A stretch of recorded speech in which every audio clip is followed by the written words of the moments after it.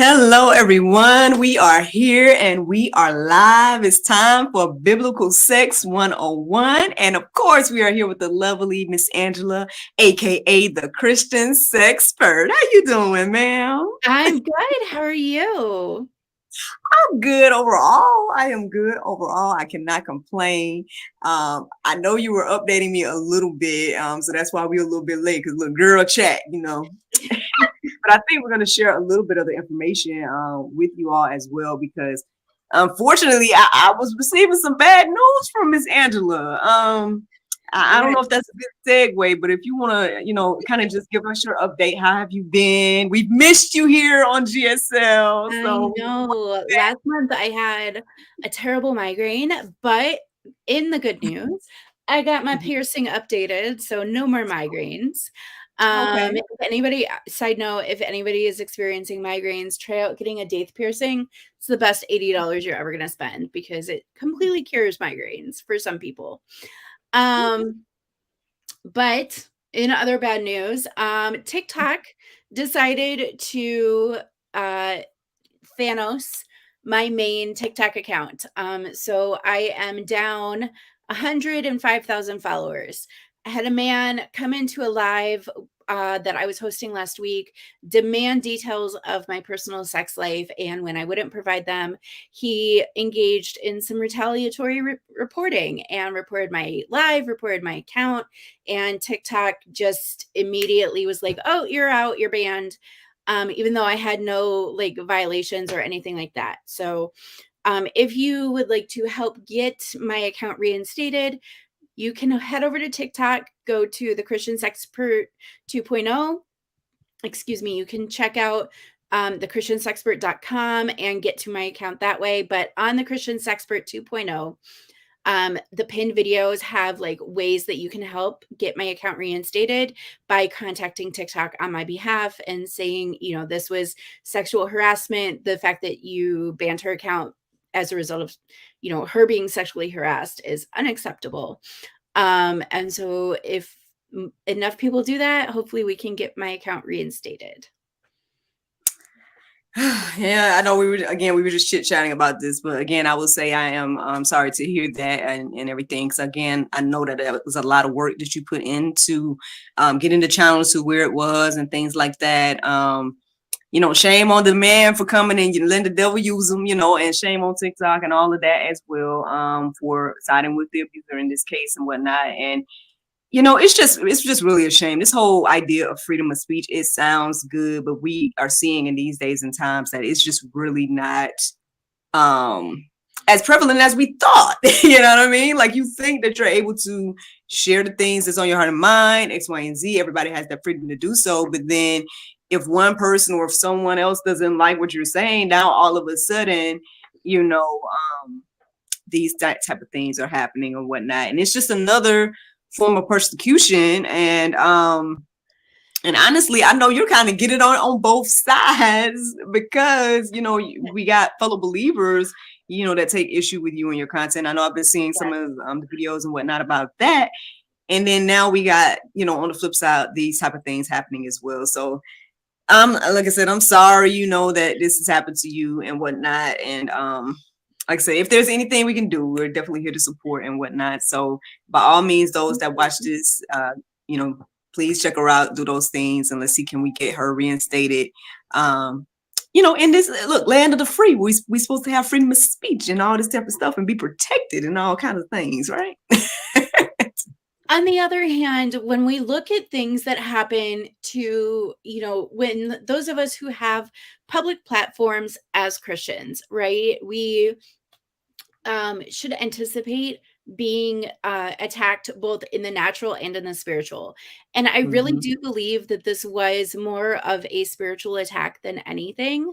I recorded a podcast with a really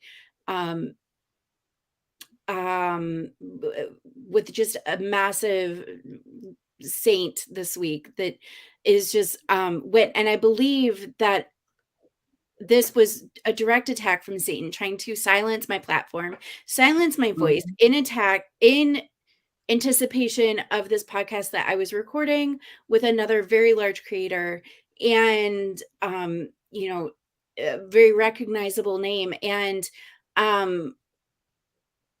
so we need to, particularly when we're talking about sex and Christian marriage, and we're talking about it from a countercultural point of view that has not typically been presented in the evangelical church, you know, we need to expect that attacks are going to come because we're threatening the status quo of what is happening in the evangelical church. Because, like tonight, our topic is the female orgasm. And in typical evangelical messaging, the female orgasm is not something that is prioritized. And I would go so far as to say the male orgasm is an idol in the evangelical church today. And so when we're presenting these messages, we should always, you know, the Bible tells us to be prepared, to know that the fiery darts are going to come. So I have been praying over and over that God would restore what the locusts have stolen as far as restoring my primary platform. But look, if I have to rebuild from scratch, I'm going to rebuild from scratch. That's okay. I'm going to keep putting the messaging out there. Amen. There we go, man. Look, that's already inspiring. By look, we can log off. I mean, that's a good word right there, because you're right. I mean, we definitely should, as believers and whatnot, just like you said, expect that the persecution is going to come one way or another. I mean, I was telling her a little bit about some of the changes that have been happening on my end and behind the scenes and whatnot. And, you know, some of these things still, you know, you still feel about it. It still might hurt. You still like, man, like, you know, I didn't see this thing going this way and stuff like that. Or why did it go this way? But on the flip side, you know, all things work together for the good of those that love God. And, you know, obviously, again, what you just said actually reminds me of a conversation I was having with my sister yesterday, because she shared with me a blessing that she had recently. But then also it seemed like there was a attack as well that happened in the same amount of time. And I was like, you know, the enemy again trying to, you know, peeks into the future and tries to like thwart what God is doing and whatnot. And that's, you know, that's all it is at the end of the day. And so again, one way or another is going to happen. I guess, like you said, you just be ready for it. And, you know, keep going and stop, and don't let it stop you. Don't let it discourage you. That, I guess that's the main thing I would say. Thanks. I appreciate that. Yeah. Yes, ma'am. Now, listen, I mean, well, again, I don't know if there's anything else you want to share with us before we get going, but I mean, you did already kind of hit on our topic for today. Now, I know you said that the male orgasm seems to be more, I guess, talked about, but honestly, I don't think I've ever heard no pastor talk about orgasms, period. Now, I mean, in my 30-some years, you know what I mean? So it's not necessarily that pastors are talking about the male orgasm from the pulpit, but think about the messaging that we receive when we talk about sex and marriage from an evangelical point of view. How many times have you heard an evangelical person say, well, you know, husbands have a higher sex drive. Well, you know, if you don't give your husband enough sex, he's going to find it elsewhere. And what is sex to a man? An orgasm, right? It's not, when you talk about give him enough sex so he won't use pornography, it's not give him enough physical intimacy that doesn't necessarily end in an orgasm. You know, get him aroused. Don't get him aroused and leave him hanging, because then he'll get blue balls. You know, things, those are all messages that are prevalent in the messaging that we're hearing from the pulpit, in the Christian marriage books that are the #1 Christian marriage books on the market. Like, Love and Respect goes so far as to blame the wife for a husband cheating. Direct quotes. So sheet music says that a man can't perform well at work if he's not getting enough sex at home. That all translates to the male orgasm. Got you. Okay, I can see that. I definitely, you know, I feel like that's one of them things over the years, which I don't know if I'm just here to be proof of the opposite. I have no clue why things go exactly the way it has gone for me. But yeah, I have heard those different things over the years where it does refer more so to the men in regards to sex and whatnot. And But when I read the Bible, I feel like I'm seeing, it's saying an equal thing of saying, hey, man, be there for your wife and X, Y, and Z, and and all these different type of things. And so, and again, as someone that I've already proclaimed on here, that I feel like I must have a higher drive than my husband or whatever case it is. So yeah, I definitely was, shocked to get married and see, I guess to learn that, whatnot. Because you do hear that narrative all the time about men and how much they want it and how much they might need it and all these different types of things. So, yeah. So what you gonna learn us today, Christian Sexpert? Because listen, I don't even know. Like, I don't know if I know much about my own female orgasm. So preparing for this episode, I gathered a lot of things that a lot of people don't, excuse me, a lot of people don't really understand about the female orgasm. So let's start with something that absolutely breaks my heart, that between 5 and 10% of women have never orgasmed in their life. And that is heartbreaking to me because it doesn't have to be that way. Now, because we have a lack of sexual education in evangelical circles, a lot of people go into marriage thinking that because the typical way that a man would orgasm is through penis and vagina intercourse, thrusting, jackhammering, whatever. That's how a woman should orgasm as well, right? Like, and then women start to think that there's something wrong with them if penetration doesn't really do much for them.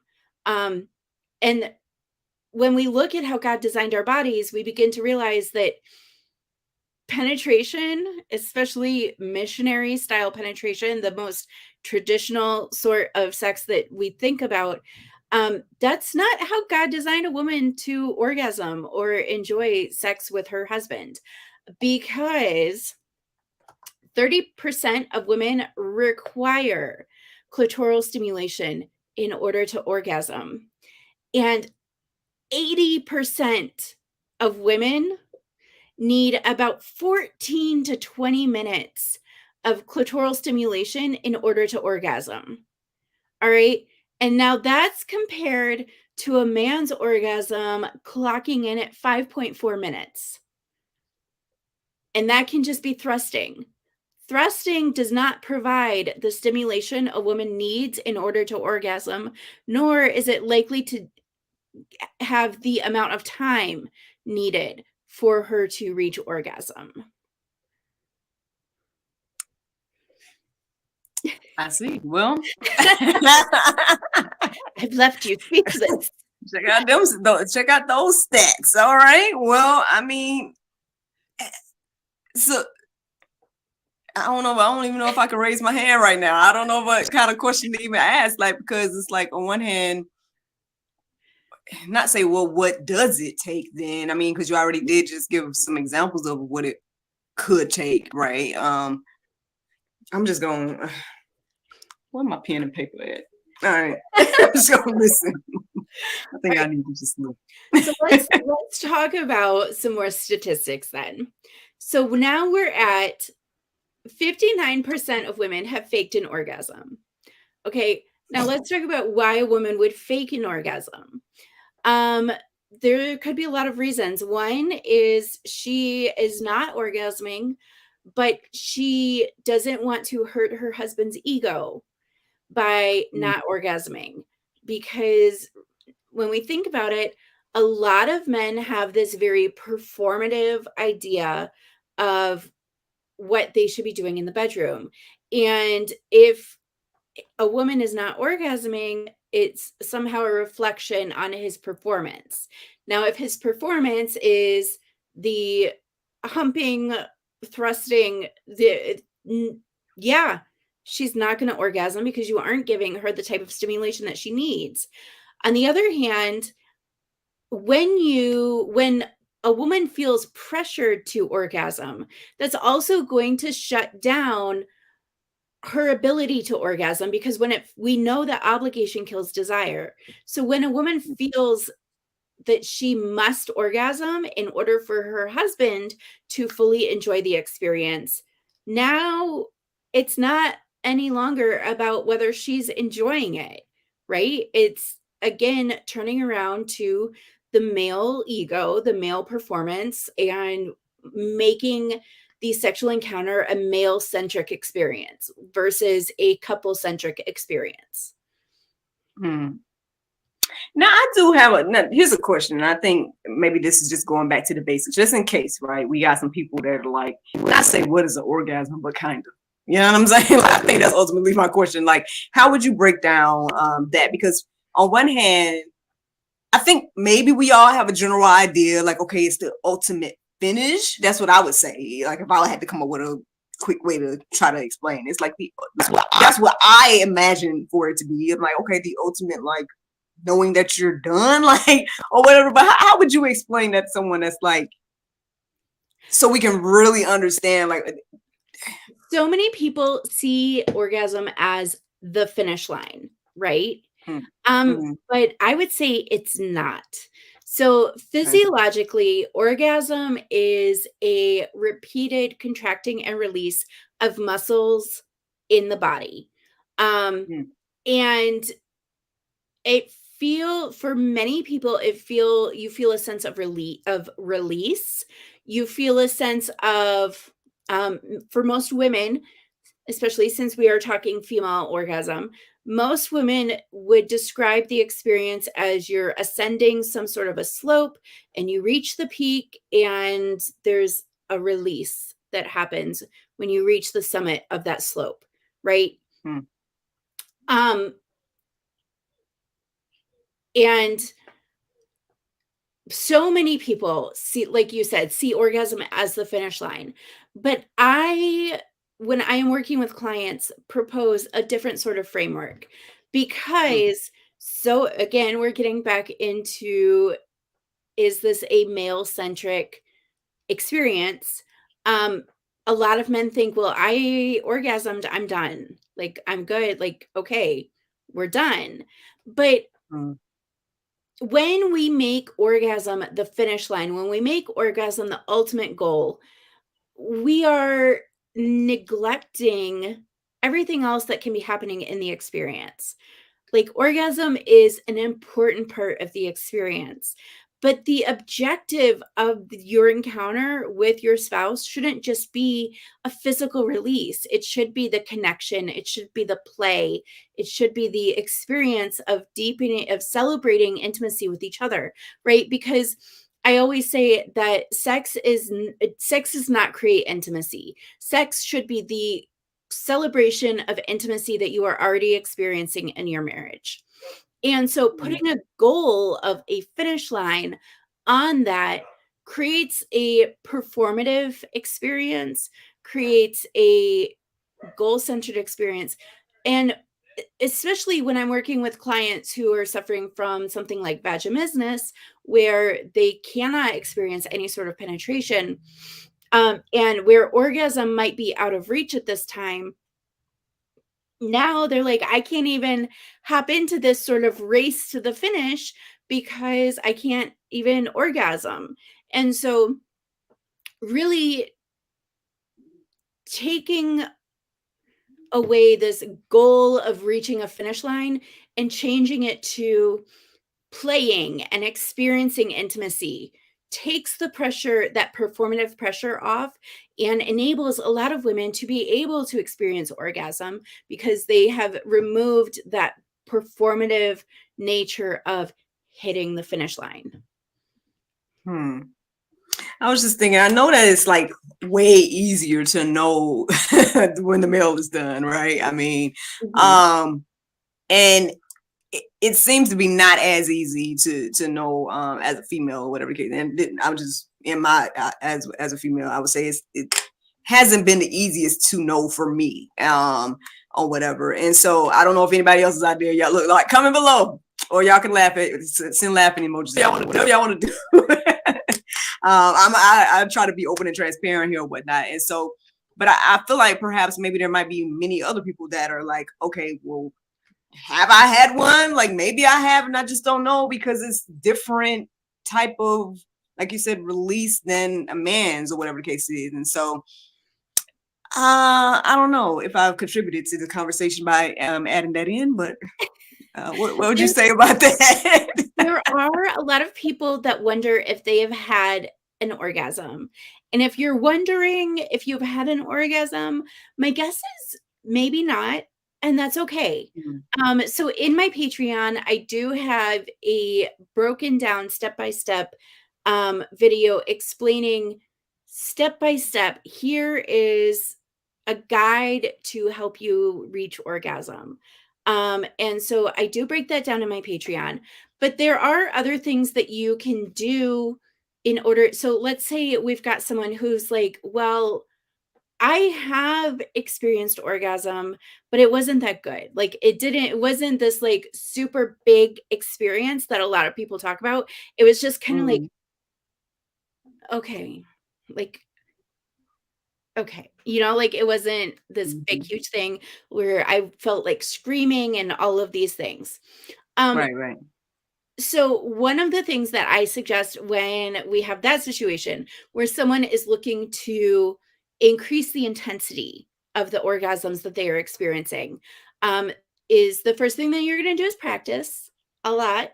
And the more that you really focus on getting into your body and out of your head, the more intense your orgasms can become. But the other thing that I recommend doing is what is a practice known as edging. So I wish I had brought my props because I have a really great demonstration. But let's say you got all the props. You told me how. No, I'm not trying to put all your business out there, but I think you told us on the live last time. You got closets.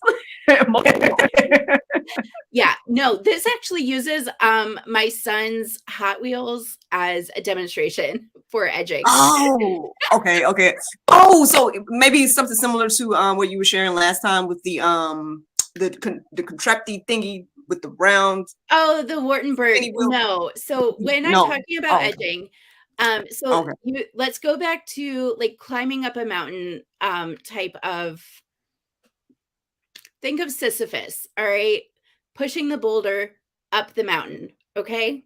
So let's say we'll call the peak of the mountain my forehead right here.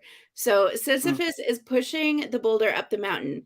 And every time he gets to the top of the mountain, rather than going over and orgasming, we're going to push the boulder up the mountain and we're going to stop just before we reach the top. And we're going to let the boulder roll back down the mountain, okay? And we're going to do this several times before we finally hit the summit of the mountain and allow ourselves to orgasm. And this is a process called edging. And engaging in edging tends to produce more intense orgasms. So when we think physiologically, orgasm is a physical release of muscles within the body. And by continuing to engage the muscles that are involved in orgasm without allowing them to release, by continuing that engagement, we are building and building and building the pressure for them to release, right? So edging can help intensify orgasms. Now, as a side note, I know we're focusing on female orgasm tonight, but if we have a man who is struggling with something like performance, or he is orgasming too soon and he wants to start lasting a little longer, he can also engage in edging, and that should help increase his control over when he orgasms. So a lot of men learn better control and better, like, longer lasting by participating in edging as well. That's so funny. Like when you were first describing it, I'm like, that would annoy me a little bit. Like I think something about that would annoy me. Like, no, just keep doing the thing. But perhaps, like you said, I mean, maybe it makes the experience intenser to, I'm not saying it's not worth the try. Is all I'm saying. If we can get past the whole wanting to. A lot of people who engage in kink Engage in edging as a form of kink play. If we're talking about engaging in like a power exchange dynamic, a lot of power exchange dynamic will involve edging, and you can turn it into a game. You know, if you are someone who tends to not be very vocal in the bedroom and you want to teach yourself how to be more vocal, then you know how to orgasm. You are not someone who's just learning how to orgasm. You know how to orgasm. You're maybe working on making your orgasm stronger, bigger, better. And then you turn it into a game, and your spouse has the vibrator. You're playing with the vibrator, and your spouse gets you right to the edge of orgasm and says, "You're gonna have to beg. You're gonna have to, tell me that you really want to come.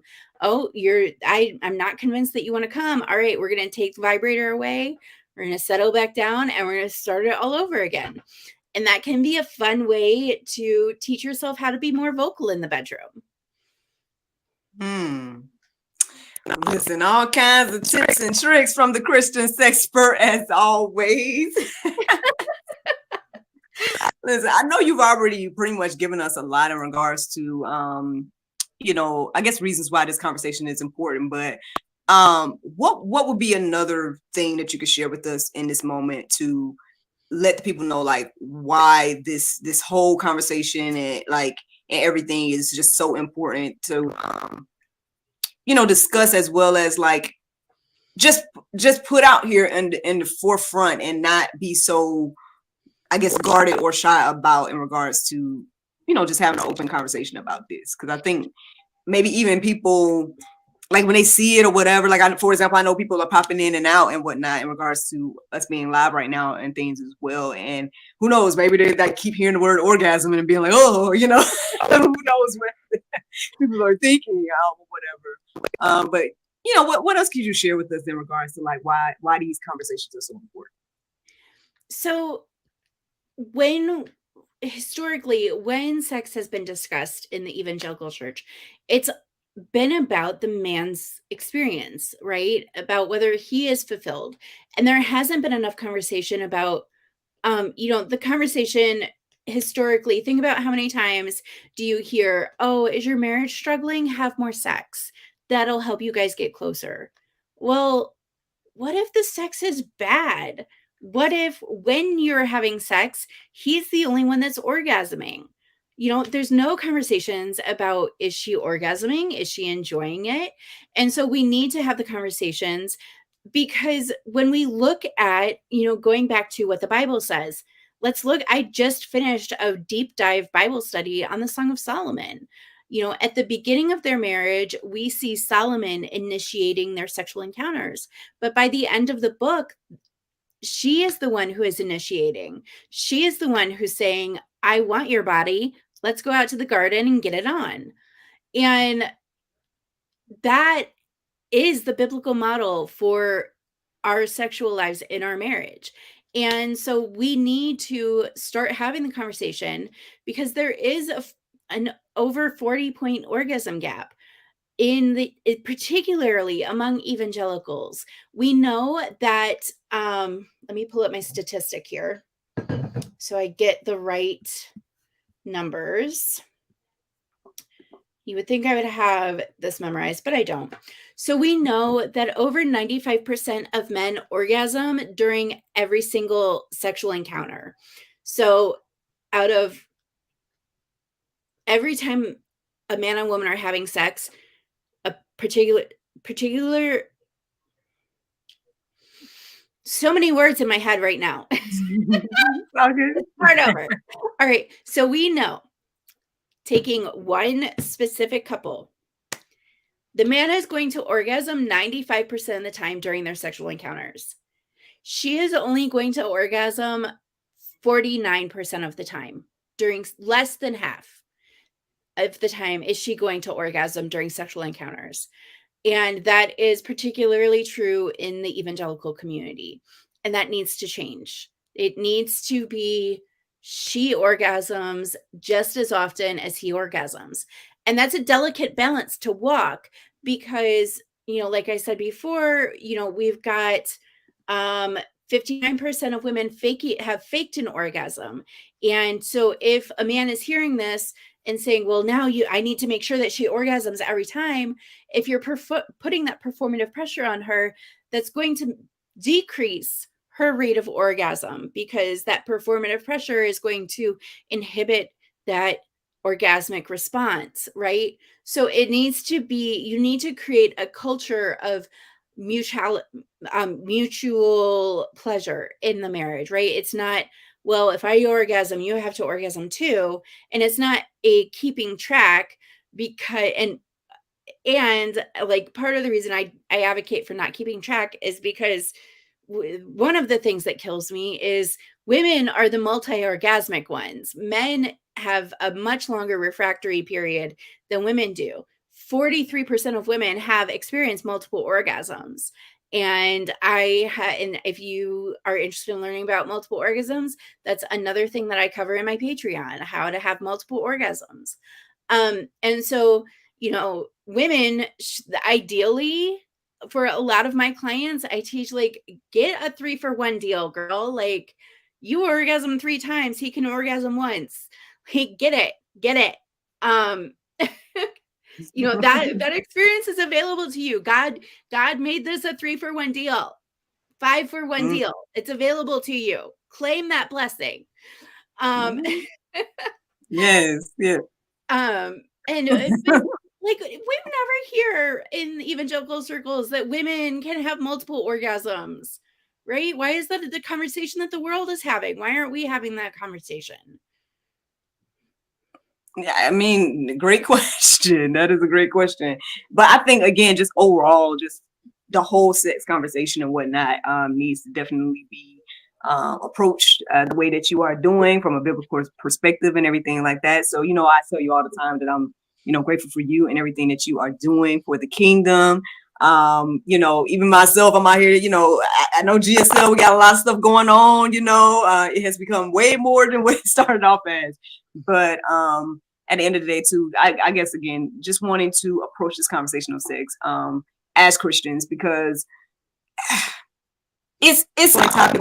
Like you said, the world is talking about it and the world perverts it. And it's a beautiful gift from God that we need to, I guess, not only just get more comfortable with talking about, but like, maybe even, obviously there's a divide, or you already mentioned in regards to the stats, like a divide in regards to the experience that men are having versus women, just all the different details in regards to that. And so I did wonder, I know you probably have to go at some point, because I know you like, listen, girl, I got my Patreon, they can go and see all this information. So we're not trying to get you to teach everything or whatever. But let's just say there's some issues, right, in a marriage, right? And then we're trying to, figure out how can we rectify this thing, or, maybe the woman is listening up to us now and she's realizing that, I haven't experienced an orgasm, or, where could they go from here when it comes to the information that you've shared, like to, I guess, hopefully get to a better in their marriage? Like, what would you suggest? So I offer private coaching. So if you are looking for ways to have a conversation with your spouse about how do we improve our sex life, I offer private coaching, and I can help you have those conversations with your spouse. Something that a lot of my couples will do is they will start off by joining my Patreon, and they will watch the content together. And, because in my Patreon is where I'm teaching, a step-by-step guide on female pleasure, how to have multiple orgasms. I'm dropping videos this week on the G spot and the A spot. And watching those videos together and trying the things that you learn from the videos together can be a really accessible way to try and improve things. But if you find that you're, watching those videos just isn't enough, definitely contact me for private coaching. Okay, and then, well, can you just those that might be clutching their pearls right now, like, what kind of content should they expect? Are they going to see some live action, or is it going to be something that they can take in with their holy mind? No, all of my content is always 100% nudity free. So you will see nothing worse than you would see in like an anatomy book, right? So we use the anatomical names for all of the things. I'm not using cutesy names and then calling it your cookie or anything like that. I do have an anatomical model of the parts of the vulva, and because that sort of education is severely lacking in evangelical Christianity. And before each video, you do get a warning. So I call my vulva model, her name's Volvina Von Trapp. And if she's visiting with us this week, you get a warning. Volvina Von Trapp is visiting. If you don't want to see an anatomical model, this isn't the video for you. When I talk about positions, because I have multiple videos on like different positions that we can try. This is what I'm using. It's an artist doll. This is not scary. Yeah. This is it. This is how we talk about positions. So everything is nudity free. But a lot of people. So I was recording with a big name saint this week. Like I recorded a podcast, and I said. And I talked about, we don't talk about female orgasm. And this woman's head whipped around and she looked at me. She's like, you really just said that. Like that word just fell right out of your mouth. Like it was nothing. I was like, yeah, because part of it, like it's my job to talk about orgasms all day. But also like, if you can't say the word, why are you doing the thing? Like we need to be able to use this language if we expect to have good sex lives with our spouses. If you can't say orgasm, why are you out here having one? Listen, if that ain't a mic drop, I don't know what it is. I need to get a mic. Yes, just I'm gonna get some sound effects going.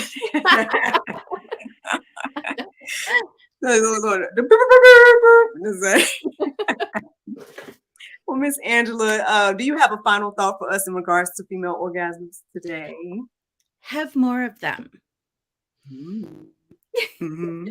Well, listen, okay, yes.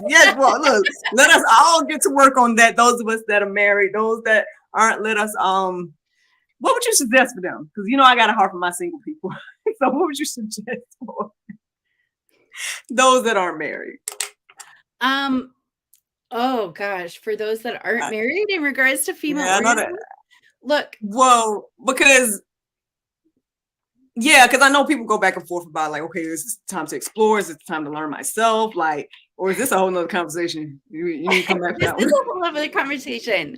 But I mean, real quickly, that is a personal conviction area. So the Bible never expressly prohibits masturbation. The Bible does tell us not to lust. So my question for the singles is, can you masturbate without lusting? I think it is imperative that women of all ages and marital status take a mirror and know what it looks like. Get a mirror down into your vulva, know what you look like, because if something goes wrong, you need, if you develop a cyst or something, you need to be able to tell your care provider, this is not how this is supposed to look. This looks like, right? Like you wouldn't show up with a cyst on your arm and be like, I've never seen my arm before. I don't know. Right. So bare minimum, know as part of a healthy healthcare routine, take a routine look and make sure nothing has changed visually. Okay. Bare minimum.